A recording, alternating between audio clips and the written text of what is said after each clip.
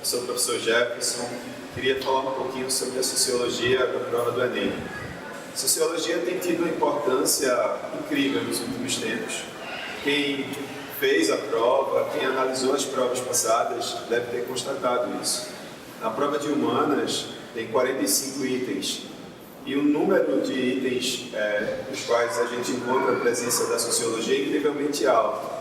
Com relação ao Enem, eu daria algumas dicas. Por exemplo, a gente tem percebido que, tradicionalmente, caem questões ligadas a temas como cidadania, movimentos sociais. A gente percebe a sociologia presente em questões ligadas à democracia, entender como a democracia funciona, suas características, o mercado de trabalho. Acho que, inclusive, esse é um tema que o FERA poderia focar bastante.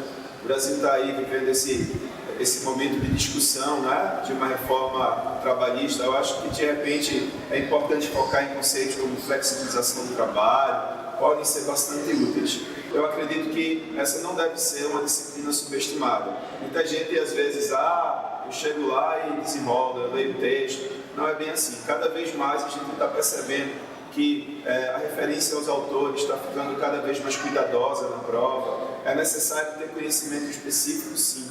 Buscar nos livros alguns textos que introduzem o pensamento desses autores, como Sérgio Buarque de Holanda, como Gilberto Freire. Acho que vale muito a pena, né? Acho que é mais ou menos esse caminho que o aluno deve buscar para ser bem sucedido. Sociologia, eu acho que na questão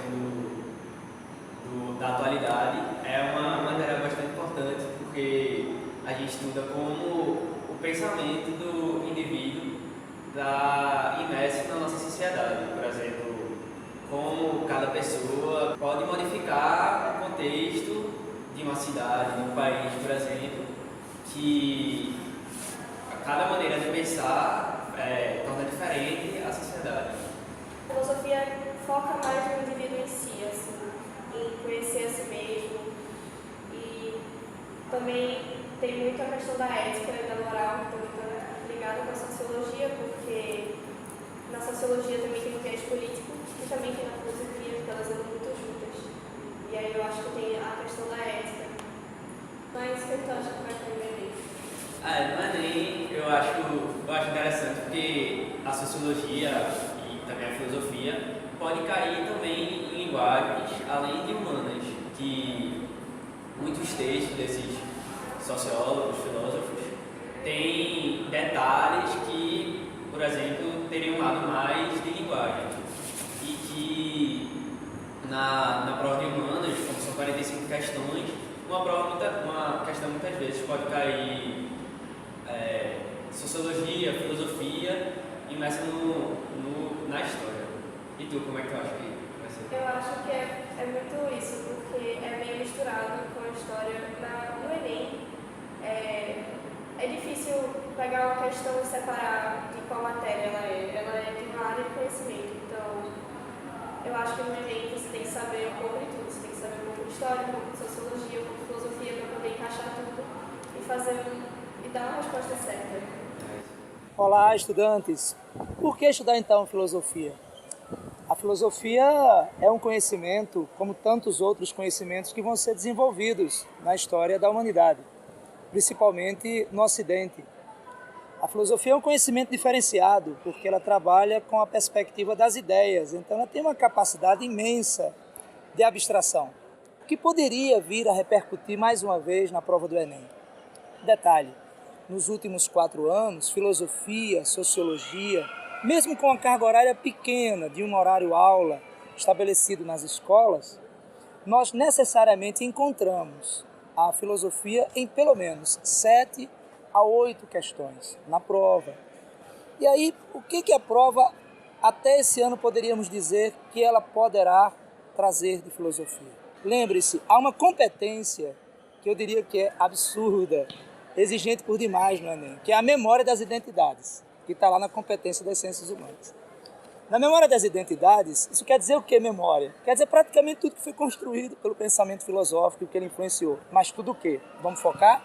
Aí chamo mais atenção para a dimensão dos valores éticos, seja de crítica à ética no sentido dela não corresponder, como aparece em Nietzsche, por exemplo, no niilismo, mas ao mesmo tempo a necessidade de uma ética universal, de estabelecer parâmetros para a nossa convivência, para a dimensão política e social, econômica, ao mesmo tempo teorias sobre a formação do Estado moderno, mas também as teorias desde a formação no Ocidente do pensamento idealizado por Platão, pela perspectiva aristotélica, né, a passar pelo medievo.